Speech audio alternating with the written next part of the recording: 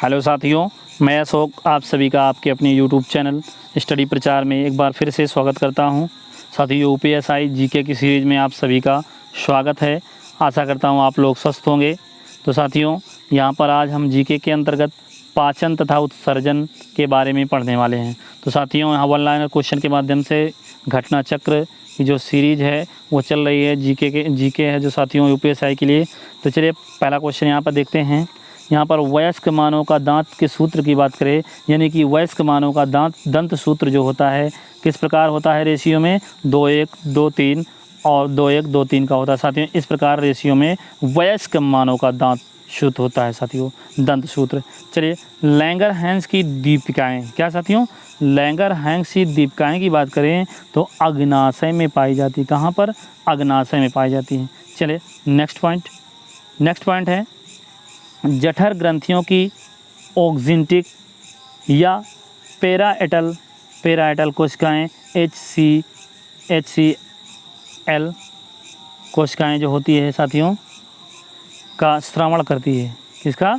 कोशिकाएं HCl का श्रवण करती हैं साथियों। जठर ग्रंथियों की जो ऑक्जिंटिक या पेराएटल कोशिकाएं HCl का श्रवण करती हैं साथियों। नेक्स्ट पॉइंट देख लेते हैं। नेक्स्ट पॉइंट कह रहे हैं कि पित्त का प्रमुख कार्य वसा का इमल्सीकरण करना होता है। क्या? इमल्सीकरण करना है। देखिए क्षुद्रांत में प्रोटीन का पाचन पूरा होता है। छोटी आंत में क्षुद्रांत में क्या होता है साथियों? प्रोटीन्स का पाचन पूरा होता है। नेक्स्ट पॉइंट दे कैसीन एक क्या है साथियों? कैसीन एक दुग्ध प्रोटीन है। नेक्स्ट पॉइंट देखते हैं। नेक्स्ट क्या है कि पित्त द्वारा वसा का इमल्सीकरण ग्रहणी में होता है। कहाँ पर होता है? तो यह है ग्रहणी में होता है साथियों। चलिए नेक्स्ट पॉइंट देखते हैं कि शरीर में यूरिया का संश्लेषण यकृत द्वारा होता है। किसके द्वारा होता है? यकृत द्वारा।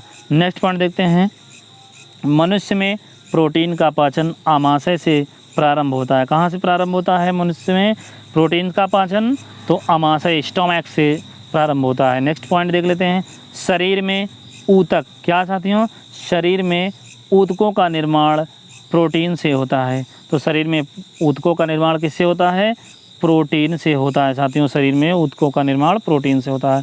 नेक्स्ट पॉइंट है यहाँ पर कह रहे हैं कि क्वाशियोरकर, क्या साथियों? क्वाशियोरकर आप देख पा रहे हैं कि क्वाशियोरकर रोग प्रोटीन की कमी से होता है। किसकी कमी से होता है साथियों? आपसे पूछा जा सकता है कि क्वाशियोरकर रोग किसकी कमी से होता है? तो साथियों प्रोटीन की कमी से होता है। नेक्स्ट पॉइंट देख लेते हैं पीलिया रोग क्या करता है साथियों? तो पीलिया रोग यकृत को प्रभावित करता है, लीवर को प्रभावित करता है। चलिए नेक्स्ट पॉइंट देख लेते हैं। यहाँ पर नेक्स्ट पॉइंट क्या कह रहा है? अगला पॉइंट है साथियों यहाँ पर बोल रहा है आपसे कि पूर्ण पाचन के फलस्वरूप प्रोटीन्स अमीनो अम्ल में टूटती है। साथियों पूर्ण पाचन के बाद क्या होता है? फलस्वरूप साथियों प्रोटीन्स अमीनो अम्ल में टूट जाती हैं। नेक्स्ट पॉइंट पे आ जाते हैं। तो पूछा जा सकता है कि पूर्ण पाचन के फलस्वरूप प्रोटीन्स किस में टूटती हैं? तो अमीनो अम्ल में टूटती हैं। नेक्स्ट पॉइंट देख लेते हैं। नेक्स्ट पॉइंट यहाँ पर है शरीर में वसा के अधिक संचय से मोटापा हो जाता है। क्या हो जाता है? मोटापा हो जाता है। जब शरीर में वसा फैट बढ़ जाता है साथियों तो मोटापा हो जाता है। चलिए नेक्स्ट पॉइंट देखिए ट्रिप्सिन, क्या साथियों? ट्रिप्सिन, पेप्सिन और इरेप्सिन, क्या है? ट्रिप्सिन, पेप्सिन एवं इरेप्सिन क्या साथियों? पाचक एंजाइम है। क्या है? ये पाचक एंजाइम है साथियों।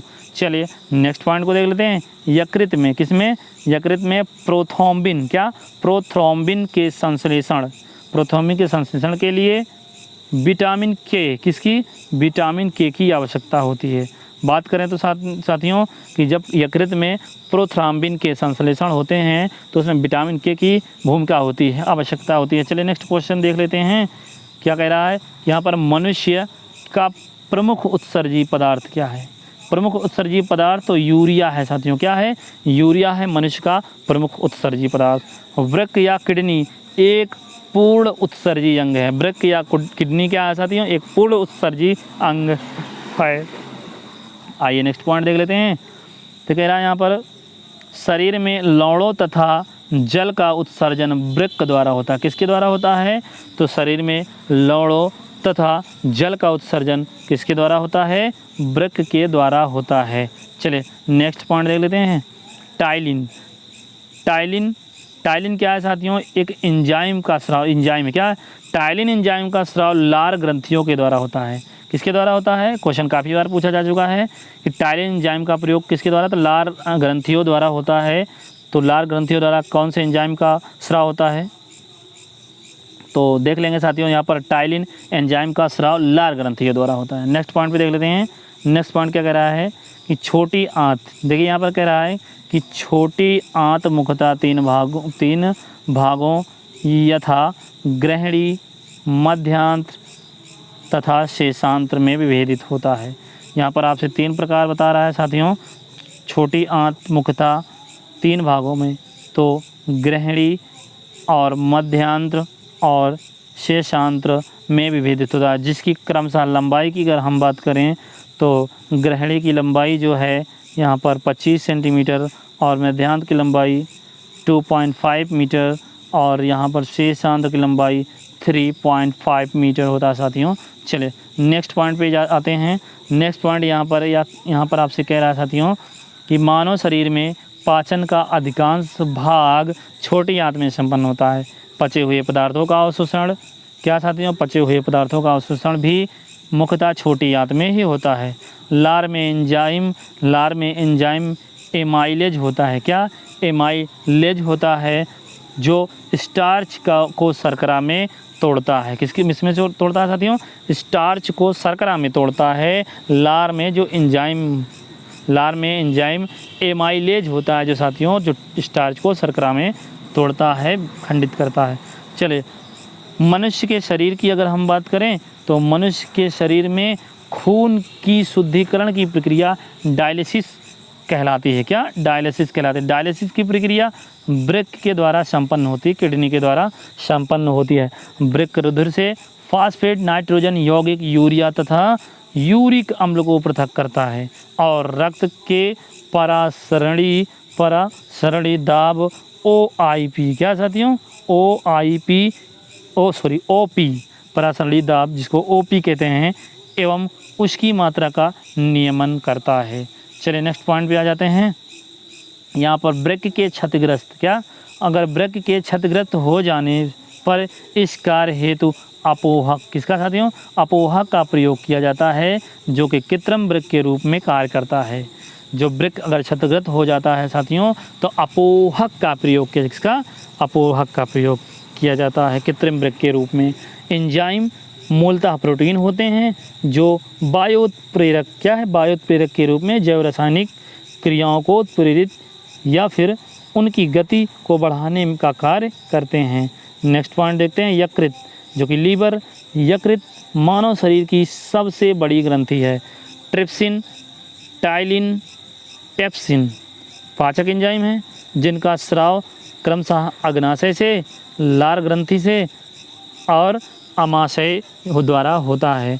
आप क्रमशः देख लेंगे साथियों कि जो ट्रिप्सिन है अग्नाशय और टाइलिन है लार और पेप्सिन है जो कि आपका क्या है साथियों? आमाशय। यहाँ पर राइट हो जाएगा। चलिए फिर देखते हैं नेक्स्ट क्वेश्चन को। नेक्स्ट क्वेश्चन क्या कह रहा है? गैस्ट्रिन। देखिए गैस्ट्रिन की अगर हम बात करें तो एक हार्मोन है ये, जो कि आमाशय में जी कोशिकाएँ, क्या साथियों? जी सेल, जी कोशिकाओं तथा ग्रहणी द्वारा मुक्त होती है। गैस्ट्रिन एक हार्मोन है जो कि आमाशय में जी कोशिकाओं द्वारा या फिर ग्रहणी द्वारा मुक्त होती है। देखिए गैस्ट्रिन और गैस्ट्रिक अम्ल के श्रावण को उद्दीपित करता है। गैस्ट्रिन और गैस्ट्रिक अम्ल के श्रावण को उद्दीपित करता है। चलिए नेक्स्ट क्वेश्चन देख लेते हैं साथियों। नेक्स्ट क्वेश्चन यहाँ पर आपसे कह रहा है कि एमाइलेज। देखिए एमाइलेज नामक एंजाइम, अभी आपने पढ़ा, एमाइलेज नामक एंजाइम का स्राव लार ग्रंथियों तथा अग्नाशय द्वारा किया जाता है, पैंक्रियास द्वारा किया जाता है। ये भोजन में स्टार्च, मंड के जल से, जल जो होता है अपघटन करके, क्या साथियों? यह भोजन में स्टार्च, जिसको हम मंड कहते हैं, मंड के जल अपघटन से ग्लूकोज निर्मित करता है। क्या निर्मित करता है? ग्लूकोज निर्मित करता है। यानी कि भोजन में मंड के जल अपघटन से ग्लूकोज निर्मित करता है। चलिए नेक्स्ट पॉइंट देख लेते हैं, दालें एवं पनीर। देखिए दालें एवं पनीर मानव शरीर में नए ऊतकों की वृद्धि के लिए पोषक तत्व प्रदान करता है। और आगे देखते हैं न्यूट्रास्यूटिकल्स। क्या? न्यूट्रास्यूटिकल्स शब्द न्यूट्रिशन तथा फार्मास्यूटिकल शब्दों से मिलकर बना है। किससे? फार्मास्यूटिकल शब्दों से बना है। आगे देखते हैं न्यूट्रास्यूटिकल उत्पाद नियमित पोषक मूल्यों के साथ साथ औषधीय लाभ प्रदान करने के लिए जाने जाते हैं। साथियों ये क्या है? जो न्यूट्रास्यूटिकल है साथियों, यह उत्पाद नियमित पोषक मूल्यों के साथ साथ औषधीय लाभ प्रदान करने के लिए जाने जाते हैं। चलिए तो साथियों मिलते हैं नेक्स्ट वीडियो में, तब तक के लिए जय हिंद, जय भारत, वंदे मातरम।